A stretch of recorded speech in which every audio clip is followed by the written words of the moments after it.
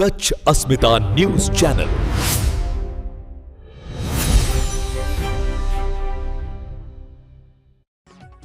રાપર સ્થિત મોડલ સ્કૂલમાં પ્રિન્સિપાલ શ્રી નયનાબેન નિયમિત હાજર ન રહેતા હોવા બાબતે કરેલ રજૂઆતનો જવાબ ન મળવા અંગે વાઇસ ચેરમેન કચ્છ જિલ્લા કોંગ્રેસ શિક્ષણ સેલ નુડે દાઉદે શિક્ષણ મંત્રી સમક્ષ રજૂઆત કરી।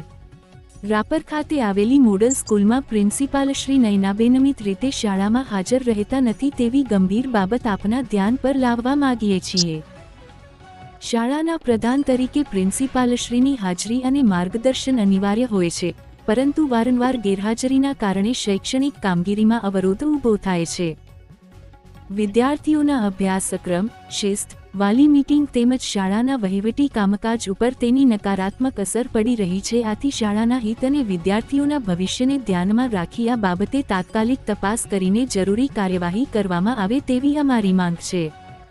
આ બાબતે યોગ્ય પગલાં લઈ શાળાની શૈક્ષણિક વ્યવસ્થા સુચારુ રીતે ચાલે તે માટે વહેલી તકે હસ્તક્ષેપ કરવા ઉચ્ચ કક્ષાએ રજૂઆત કરી।